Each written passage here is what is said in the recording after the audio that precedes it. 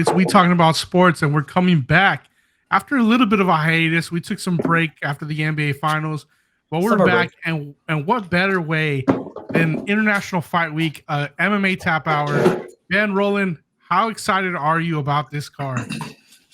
Shoot, it's International Fight Week. It's one of the biggest fight cards of the year. They save up, their best fighters for this week most of the time. So stacked card as always. Super excited to talk about it.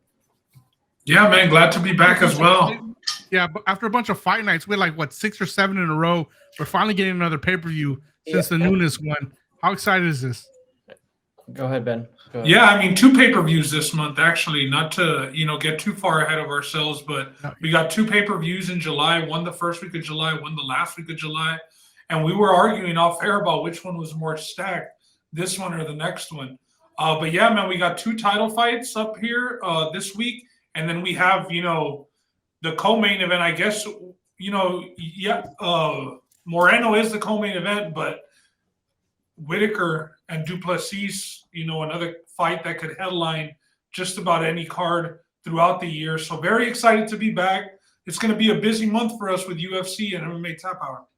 Oh, yeah. Yeah, and the one thing I did want to say is I want to be grateful, and I realize, the part of the year that we're in, because we're in that stretch of the UFC calendar where we're getting event after event after event. Justin, you mentioned all those fight nights, so 8 in a row. Thankful for all these UFC weekends that we're getting. Definitely makes Saturday a lot fun, a lot more fun. Hey, UFC's carrying the summer. I mean, we got baseball, hell yeah, but there's no NFL, no NBA. I mean, some summer league, but man, UFC's really carrying the summer with Saturday night cards, something to look forward to. I gotta shout out to Dana real quick on that Shout out one. Dana. Yeah, well, let's get into it. Throw back to the COVID days when UFC was running the show. Hell yeah. Yeah, true. All right, so the first fight, Bo Nickel 4-0 with a new opponent. Last minute, Tresean Gore pulls out. And this is kind of like a sour pullout for me because I was looking forward to this fight because Tresean Gore, he can bang a little bit. The dude, makes his, Instagram videos, his TikTok videos, and he's like, Bo Nickel doesn't understand. When you come in and you're fighting me, I can hit you with some stuff. He was kind of, putting it back on Bo Nickel. And then he pulls out, bro. Now we're getting this guy, Valentine Woodburn, 7-0, Combat Night Pro.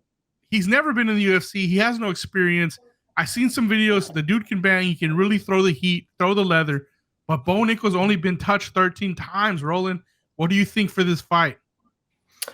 My thing is with Bo Nickel is, are we really even determining if this guy is a good UFC fighter yet, and at this point in his career? I know it's not his fault that this guy pulled out, but my only question to you guys, I really have no take on this. I mean, he's minus 2,500 on the betting odds. He's probably going to whoop on this guy if Vegas is correct, or go his usual path of victory. But I'm going to throw it to you guys. Do we know anything about Bo Nickel yet? Are we finding anything out about this guy?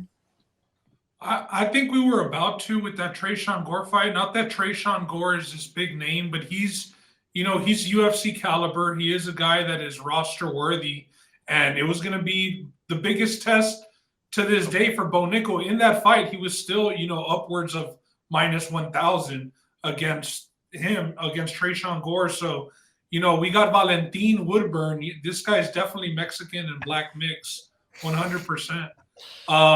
But he's undefeated, and both guys are undefeated. Somebody's has got to go, and I predict it's going to be in the first round. Give me Bo Nickel by rear naked choke, bro. He's going to wrap around this guy's muscles and just cut off circulation. Yeah, I think it's Bo Nickel here. Personally, I do believe he's a blue chipper. I think he's going to be really good, and I think he presents problems for some of the guys at the top of the division who just stand up only. Now, he has said in the past he wants to take it slow, and he wants to earn his way up. But to be honest, and I know this sounds crazy, but if he was fighting Izzy tomorrow, I think Bo Nickel might be the favorite. That's how much of a believer I am in Bo Nickel's wrestling. This has got 3 state titles in Texas and 3 at Penn State. I mean, the kid can go when it comes to the mat. Yeah, we still haven't seen him get hit in the face, though, Justin. And, He's only absorbed 13 strikes in his 4 fights. Yeah, and to his credit, right? Because he gets the fights to the ground that fast. I think he does have one, knockdown via punches in that 4-0 streak. But yeah, I mean, till we see him get punched in the face, I was listening to a podcast earlier today, and James Vick was on the podcast. I mean, if y'all know about James Vick, that's old school UFC at this point. The Texecutioner. Oh yeah. Yep. But he was talking about how the top 15, like once you get into the top 15, it's like a whole different league. Like, it's a whole different tier of UFC. So we still haven't seen Bo Nickel have that fight yet. And like you said, you would probably have him a favorite against Adesanya. There is going to come the time where he's going to be a minus 600, minus 700 against some top 15, top 10 guys. It's just going to be, how does he react when he gets hit in the face? He's going to have to get hit in the face, right? A couple times at least. Not saying he's going to have to lose, but I want to see how he reacts to getting hit in the face, by legit UFC fighters. So till we see that, I mean, we're going to keep going the Bo Nickel route. I think first round finish, like I said. So Bo Nickel first round under 1.5. I like it. Easy Let's work. move on to the lightweight fight here. We got Jalen Turner minus 255 versus Dan Hooker plus 215. Personally, guys, I'm excited about this fight because here's another prospect in Jalen Turner who's moving up and fighting another top tier fighter. And with the win here, I think Jalen Turner breaks into the top 10, and now he's going to get some fights. I think this is another blue chipper, in my opinion. Just looking at this role, and what do you think? Is Dan Hooker worthy of the title gatekeeper at lightweight? Man, I don't know. I'd use another phrase for Dan Hooker. I know I want to hear it. I want to hear it. I mean, it's more to me. I mean, it's more like on the floor mat thing.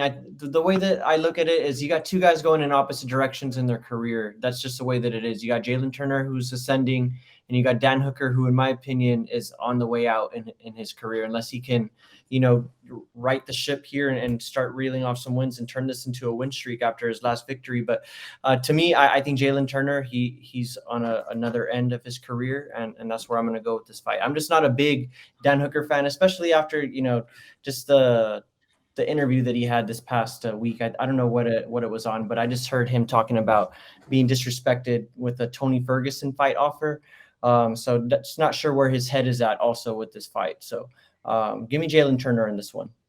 Ben, looking at Hooker's last five, what do you make of this? I mean, a pretty good name there with Islam there, but yeah, I mean, I see gatekeeper. That's it says gatekeeper. Arnold Allen, that loss has aged well. Arnold Allen is, ascending in the sport, very bright young prospect. Islam Makhachev, obviously the champion, and Michael Chandler, having instant classic after instant classic against top 5 competition. So, I mean, when he does lose, he tends to get finished, right?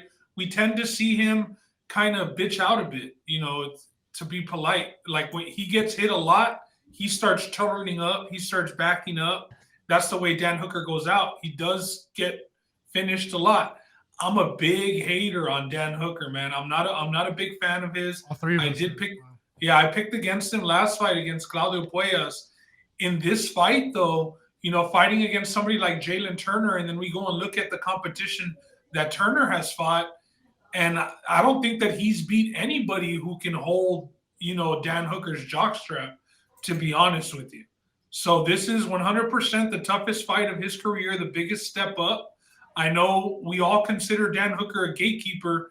Jalen Turner at 13-5, he started off a little bit rough, but obviously now he's hit that 5-fight win streak. He's rolling. Does he deserve to be a 2-1 favorite against Dan Hooker? I don't think so, man. For that reason, he is a finisher, but for that reason, I am going Dan Hooker in this fight. I think that, maybe Turner's going to run into a little bit of a roadblock here. I really can't believe that Dan Hooker isn't ranked anymore, because we see guys like Tony Ferguson still be ranked, and, guys that are just fringe still be in the top 15. Give me Dan Hooker in this one, plus 215, bro. That's just too much value on Dan Hooker. I hope I don't look like an idiot and Turner just goes out there and bullies him in the first round. I really hope that doesn't happen. But this is a very big step up for Turner in his last fight. We did see him wrestle a bit because the stand-up was pretty even. So give me Dan Hooker at these odds here. I'm surprise pick because I'm a big Dan Hooker hater. It could be Hooker not having his ranking because he did go down at one point to featherweight and then moved back up after he failed at featherweight as well. That's right. He did go down for a little bit, but yeah, I didn't want to sound like too much of a hater, but I just, again, like I said, I just think it's two guys going in different directions in the career, and I do agree with what Ben says, and Ben always brings it up when we talk about these fights, is there is levels here to this, but I think that Jalen Turner may be on Dan Hooker's level, if not maybe have surpassed him at this point, but we'll see. That's why you gotta make these fights, right? I'm with you, Roland. I think Jalen Turner here. I think he's on his way up, and I think he's going to be a good prospect in the lightweight division. All right, let's get moving to the middleweight title fight. Now, this is kind of like what they say, number one contender fight. Robert Whitaker minus 400 versus Dricus du Plessis plus 300. Ben, they say that du Plessis, it will be a different du Plessis than what we've seen. He has surgery on his nose now and will no longer be mouth breathing. He does get guys out of there. Those are his last 6 fights with a Derek Brunson win, where he had Derek Brunson's team throw in the towel because he was mollywopping Derek Brunson. What do we think about Dricus du Plessis? Yeah, I mean, I think I like watching him fight. Every time that he fights, it is a very exciting fight. I mean, there has been fights where he's been the nail and he's been the hammer. So he has taken a beating. I know Darren Till had him on the brinks there, and for Darren Till to, be on your level at this time in your UFC career, at this time in his UFC career, I don't know, man. This is a huge, huge step up. That's kind of the theme of this card, as you're going to see. Like the odds are pretty wide for the most part on the main card. But I mean, man, you got a guy like Robert Whitaker, who's only lost to Israel Adesanya, a couple of debatable fights in there as well against Israel Adesanya. Yes, du Plessis went and got a nose job. We've seen him mouth breathing a lot. DC's called it out earlier in his career. Du Plessis has gone, to back himself and saying, I have nose problems. That's why I mouth breathe. I'm not gassing. I had asked you before we started the podcast if this was a 5-rounder. We've seen some like title eliminator, number one contender fights be 5 rounds as co-main events. Unfortunately, there's 2 title fights on this one, and this isn't a co-main event. But I think the odds would be like more like minus 500, 600 if it was a 5-round fight. So the fact that it is a 3-round fight and it's minus 400, man, I honestly see Robert Whitaker getting a finish here. You mentioned that du Plessis likes to go for it. He's going to be aggressive. I think Robert Whitaker is going to catch him on the counter, and he's going to finish him via strike. So give me Robert Whitaker TKO, round 2.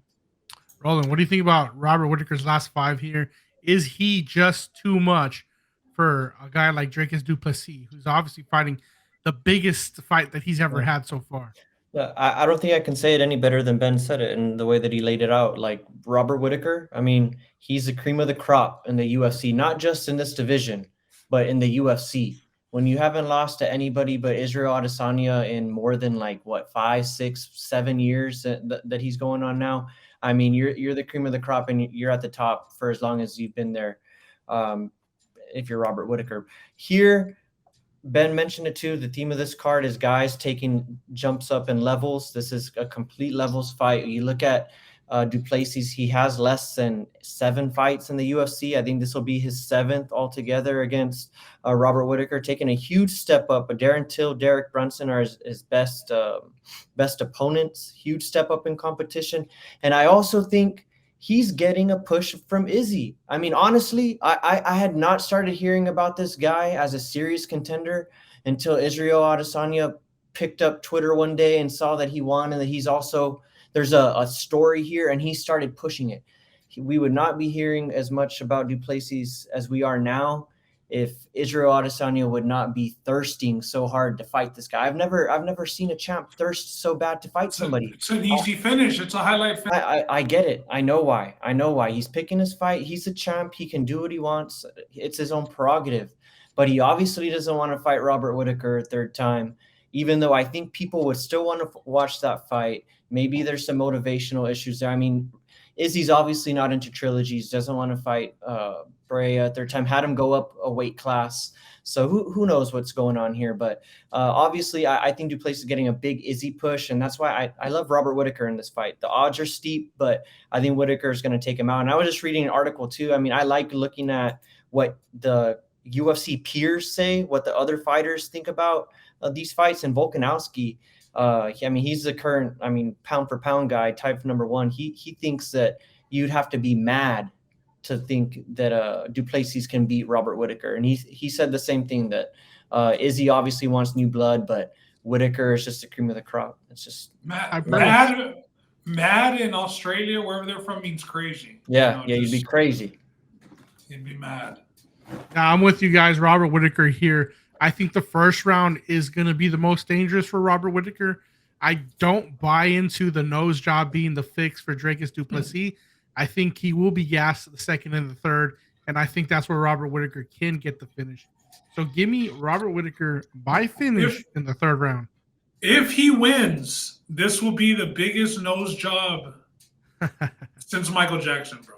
If he wins, bro, the nose job is going to be the difference, because all we've seen is him mouth breathing. People say that he gasses after the first round. He fights hard. He fights at a fast tempo. So the gassing narrative is there. He hasn't lost yet, though, and he always finishes these fights. So I think he's dangerous in that first round.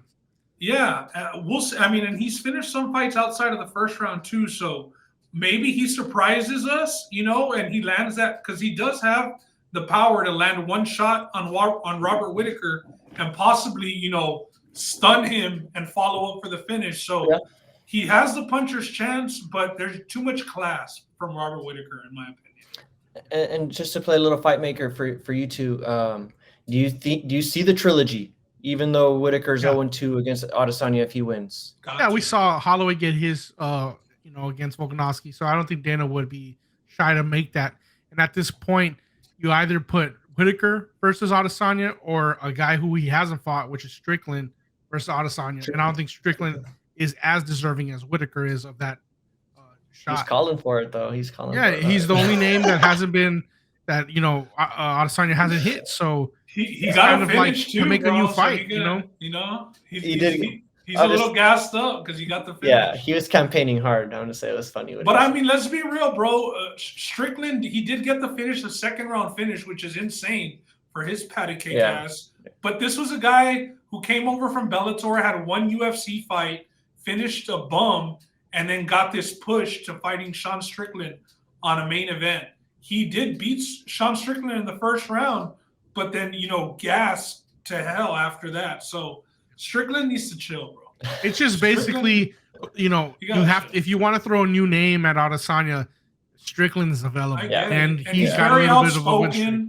And he's outspoken. He's kind of easy to back. He's easy to pick on. And he's picked on Adesanya quite a bit, so you can make something out of that fight. Those pressers would be fun. Yes, they would.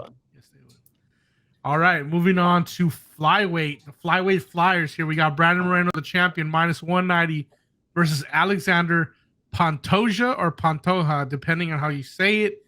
With 2 wins over Brandon Moreno. He's beat Brandon Moreno in the Ultimate Fighter, and then he RNC'd him in another fight. Roland just let me know it was 2. I thought it was 1. Roland, let's look at Brandon Moreno's last 5 fights.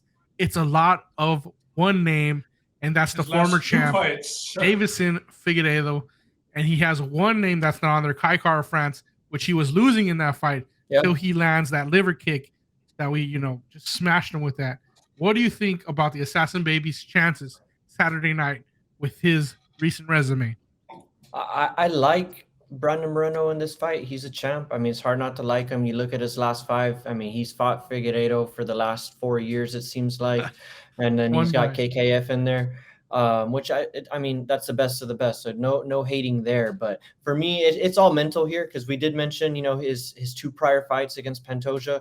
You just got to wonder if there is anything there. Like, it's not like so much like a big brother type of thing, because I don't know the age difference between these guys, but there is like a little something to be said. Like, if you've beaten a guy twice, it's like, hey, dude, I got your number. Just like Pereira had that over Izzy, Volkanovski had that over Max. It's just like one of those things. Like, can you get over that mental block, even though you're the champ now? You're the one with the gold, right? Now you got the guy that you lost to twice coming at you. So I that's where it's at with me in this fight. To give my pick real quick before tossing Shaw, I'm gonna roll with Brandon Moreno, but mental game here for me. All right, Ben, looking at Alexander the Cannibal Pantoja, his last 5 fights, what do you think here about these names? I think that these are the names in the division that they fight in, right? It's a division that's pretty top heavy for the most part. I mean, Brandon Royval is on a pretty good streak of his Yeah, own. I like You Royval. know, outside of a Pantoja loss, Alex Perez, he's on the tail end of his career. Manuel Cape is a pretty good win by decision. He does That's a have good that win. loss. He does have that loss to Askar Askarov. And a win against Matt Schnell that was 5 fights ago, so it was probably at least 3 years ago when Matt Schnell was having a pretty good run in the UFC. And not to mention just the mental edge, man, on top of having those 2 wins over Moreno, one inside the Tough House, one inside the UFC, and now here you get your title shot against a guy that you've already beat twice. Moreno was with James Krause. We know that James Krause under FBI investigation been pretty hush hush. We haven't heard much about that whole thing. But Moreno did move camps. That did happen prior to his last fight. Even if we go back to his last fight against Kai Kara France, he was losing, bro. And no disrespect. That kick, it was put in the perfect spot because that's the only spot that was going to turn off, Kai Kara France. These little guys, it takes a lot to knock them out. It takes a lot to turn off their lights. And he got it, but he was losing that fight. That Davison Figueiredo 4 times the last 3-4 years, there's not much to judge it on. Like, yes, he became champ, and all he did was keep fighting Davison Figueiredo. So and then we get Pantoja at plus 160, plus 170 odds. I'm going to go with the dog here. I'm going to say and new. I really do think that the success that we've seen from Brandon Moreno has come from fighting the same fighter, 4 out of his last 5 fights. I do think even that one loss that he has by decision, arguable. People say that Moreno did win that fight, but that was just the right opponent for him. We saw Kai Kara France be winning that fight till we saw a rare finish, by kick. So give me Pantoja here, plus 160 odds all day and new. I'm going to take Brandon Moreno here, the assassin, baby. I'm going to take him by decision to win this. I think, he's been fighting at the top. I think Davison Figueiredo is a good opponent, and Davison Figueiredo beats a lot of the guys in this division, and he's been fighting him for, 4 or 5 years now, and he's got, the majority of the wins there. So give me Brandon Moreno to win this by decision. Yeah, and they got to let him get a UFC Mexico card in, too, as a champ, right?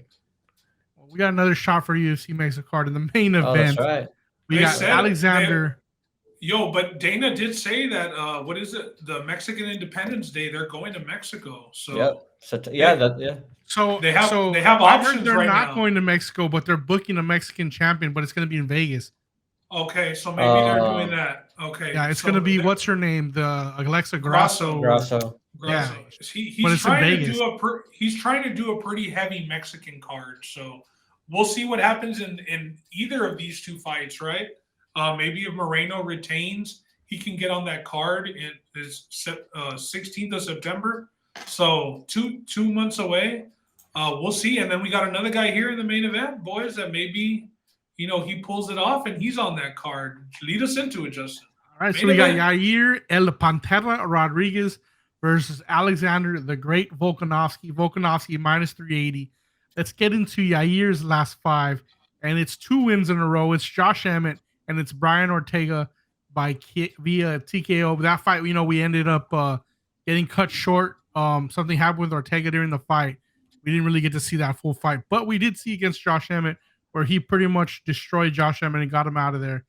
And he's got some wins against Jeremy Stevens and the Korean Zombie. We know that famous elbow that he did against him. Pantera did look pretty good. I think where he stepped up the most was against Max Holloway in that loss. I think we saw, the evolution of what Pantera could be. Even though he lost that fight, he gained everybody's respect. He even got Holloway in the ambulance with him with the photo. I mean, they did damage to each other. Roland, what do you think about El Pantera Rodriguez here? Well, you took the words right out of my mouth. That's where I was going. That's the exact fight that I looked to at this last 5 or 6 that you have here on the list. That's where he gained my respect. That's where I was kind of like, okay, Pantera's here for real. Like he can be a controlled striker. He can still mix in his flashiness and strike with the best of them. He showed that he was quicker to contact on a lot of those exchanges than Max Holloway. I mean, Max Holloway ended up, out pressuring him throughout the fight and doing what Max Holloway does and why he's one of the GOATs of the division. But Rodriguez showed that he belonged there. Like you said, Justin, can't really take too much away from that Ortega fight, but Yair Rodriguez has proved that he is every bit of game and deserving to be in this spot. And then I'll let Ben talk about Volkanovski and his last five. But yeah, Rodriguez is game for sure. Ben, let's look at Volkanovski's last fight. We see Max Holloway's name 3 times. That's 3 wins over Max Holloway. Some could say one was controversial. I don't know. I'm not going to go there too much. But, he does have that one big L at the top against Islam Makhachev. And I got to ask you, Alexander Volkanovski, he's talked about, I'm going to win this fight against Yair, and I'm going back to 155. I'm going to rematch Islam. Is he looking past Yair? Is it too dangerous to be looking past a formidable opponent like Yair? Is he making a mistake doing that and saying those things? Besides John Jones, this is the best fight IQ in the game. So just for that reason alone, I'm going to say no. I'm not going to say that he's overlooking his opponent, because this guy, as boring as he is with all them damn decisions, on his record, he's as professional as it gets. You know what you're getting whenever you put your money on him and you're backing him. I mean, for him to do what he did to Max Holloway and be as patient as he was, fight his fight, not get caught up in the whole, main event and you got to finish. He sticks to the game plan. He does it well, bro. Here he's up against the guy though that's going to give him, a run for his money. He's gonna make him use it all that night, on Saturday. So if this is a stand-up fight, the way that it was with Max Holloway for the most part of those fights, I do think that Yair Rodriguez has a chance of winning this fight. But because I'm talking and preaching about his high fight IQ, I do expect takedowns. I expect takedowns early. I expect takedowns often. We have seen Yair Rodriguez get taken down. He was on the ground with Brian Ortega before Brian Ortega dislocated his shoulder or whatever happened to him, right? Yeah. So I think that a good portion of this fight, a good portion of the rounds, at least 2-3 of the rounds, are going to take place on the ground and with Volkanovski in control. For that reason, I mean, I'm going to side with the big favorite. But man, like if Volkanovski decides to put on a show and have a stand-up fight with Yair Rodriguez, I think that we're going to be in for one, man. And I think that we could be surprised if it stays standing up. The unorthodoxness of Yair Rodriguez, his kicks, very kick-heavy game, and those kicks they come hard, man. They come fast. So Volkanovski, I definitely think is going to have to use that high fight IQ and get the fight on the mat where he has a clear advantage. So give me Volkanovski by decision. The height won't play any factor in this weekend because we have seen Holloway, who's just as tall as Yair. So that's not going to be a problem for Volkanovski. Yeah, I think Volkanovski gets this win. And I think he gets it by decision as well. And I think he moves up. I think he even maybe relinquishes the title and says, I'm going lightweight from now on. What's left to prove at featherweight after this? But Justin, and yes, he has done it against Max Holloway, but it's a whole different assignment this Saturday, bro, because Max Holloway is very punch heavy. Yair Rodriguez, we've seen him knock out the Korean Zombie with an elbow at the buzzard. We've seen his kicks. I mean, he's an all-around striker. So this is not going to be your typical point fighting match if he decides to stand like it was with Holloway. I don't think he's gonna want to stand the whole time. I agree with you, Ben. The fight IQ is gonna come into play here, and because I think that I didn't want to draw back to it because it's a little too far back in Yair's career, but I mean, his first fight, his first levels fight when he was, thrust into the top 15 or whatever, he got ragdolled by Frankie Edgar, who's a lot smaller than him. And so he's shown to have that at times what could be a gaping hole in his game. Who knows how much he's closed it. to this point in his career. But I expect Volkanovski to take advantage of that, because if, like Ben says, if he doesn't, that's where Yair's chance comes in. I mean, if they're striking, who knows? All it takes is one. We saw what happened to Usman against Leon Edwards. You're standing, you're there, you're waiting for the clock to go out, and boom, you just get hit and you're knocked out, and that's it. You're not the champ anymore. So Volkanovski, like Ben said, fight IQ. He loves being the champ. I think he has his eyes set on Islam, and he's thinking GOAT talk. He's thinking legacy. Ain't no Islam without winning this fight. Yeah, exactly. He's not messing around here. He's gonna take him down, take care of business, and get one of those decisions that Ben loves to watch so much. All right. Well, that's it for the main card. They're not all boring. They're not all boring decisions, though. Do you have an over/under on that fight?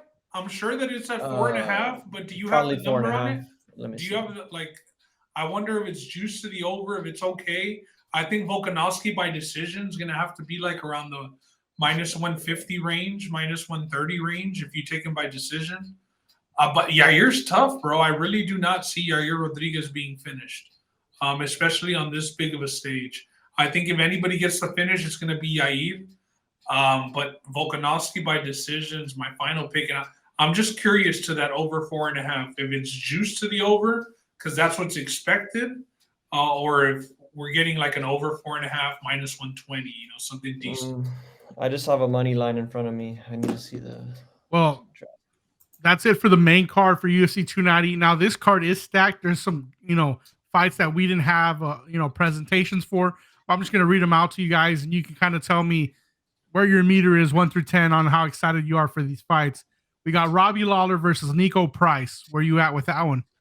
Yeah, I'm a little bit surprised that we didn't talk about it, but I understand that we only talked about the main card. But this fight would be on most main cards. It's obviously the prelim main event. I think that this is one of those where we're getting an old man against a young guy who's dangerous from just about anywhere inside the octagon. So I think Nico Price is going to hit Robbie Lawler enough that he's going to end up finishing him either in the second or third round. It could be some crazy shit. This could be one of those fights where Nico Price finishes off of his back by strikes. I mean, Robbie Lawler has been through the ringer, bro. You know what I mean? So he's one of those older guys still in the UFC, probably a guy that should have retired. I think he's retired once already. But Nico Price is too young and too athletic for Robbie Lawler. So I know Nico Price is like a 2-1 favorite, but man, I see violence here for Robbie Lawler on Saturday.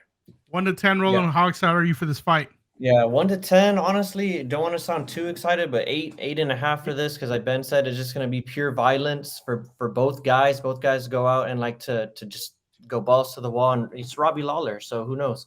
And just to answer your question, Ben, I see over under 4.5. The under's juice to -120 on that Volkanovski and Rodriguez fight.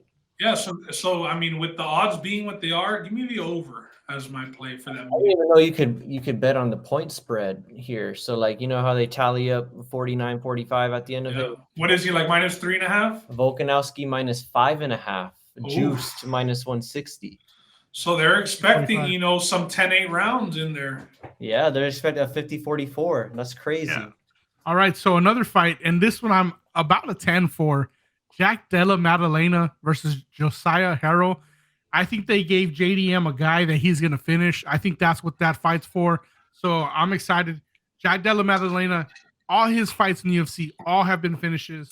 Super excited about that one. What about you guys? 1 to 10. How excited are you?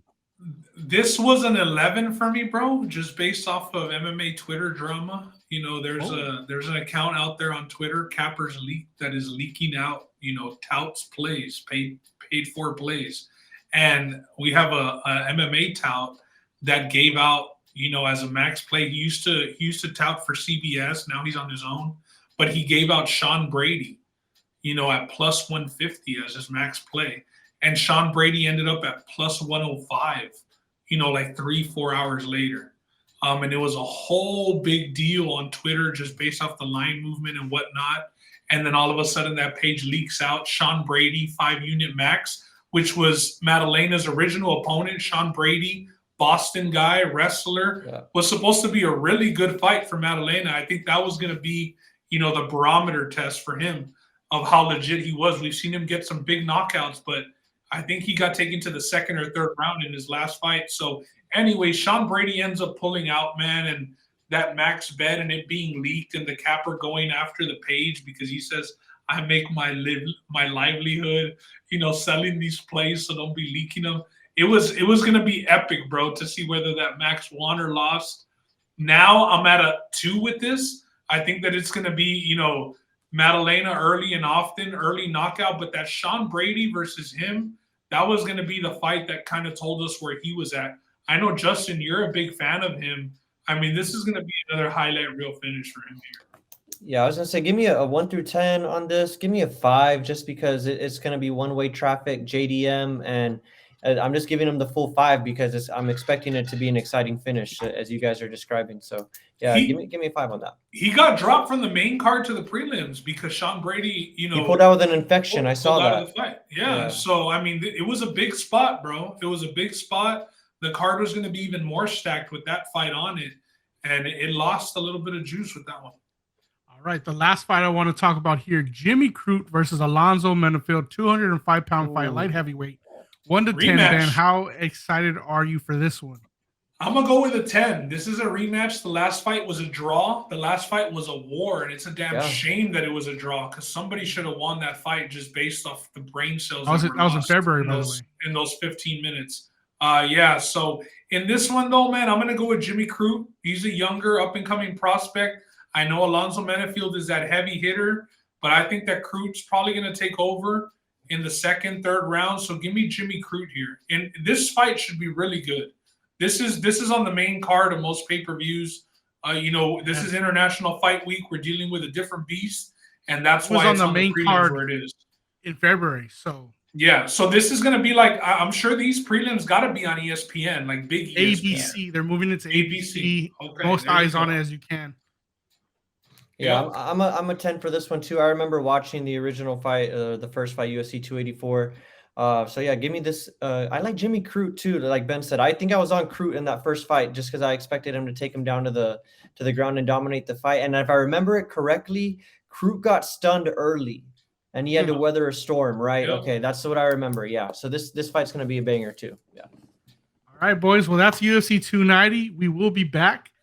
Was it 2 weeks, 3 weeks for the 291 card in Salt Lake where the BMF title's on the line? Boys, it feels good to be back, man. I really do appreciate y'all coming on tonight and doing this with me. The show will be on out tomorrow for everyone else. So Thursday, y'all get this live.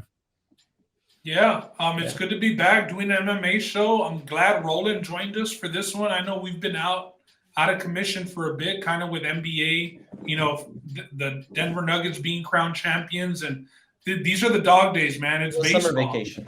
Yeah. It's a little summer break, you know what I mean? But Roland, I know that we're going to be back, and we're going to be back pretty often with these NFL previews, right? Dude, I was going to tell Justin, we should just be like the UFC and just start banging out these pods just week by week, just following the UFC with their schedule, just start going boom, boom, boom, boom, boom. Division by division? But like what Ben said, no, not even just NFL, just, UFC? Just started just banging out these tap hours, right? But no, I definitely been with the NFL season approaching, gonna want to time it out to where we do a division weekly that leading up to the season, maybe add some other fun little things in there like we've been doing, talk about the different prop plays and stuff like that. But as always, the NFL, the season, the sport that keeps on giving, or the gift that keeps on giving, is what I'm trying to say. So yeah, definitely looking forward to that. A lot of change has been going on. We're going to have a lot more exciting things to talk about with the Texans this year.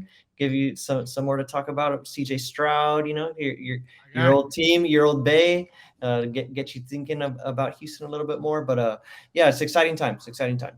Yeah, bro. I'm excited to do those division breakdowns, and we got to time it out for sure to give us a little bit extra time to like do an episode where we just mock draft for those fantasy football. That's right. People that watch, we got to run a little mock draft on here, but really excited to get into that. The New York Jets were selected as a team for Hard Knocks.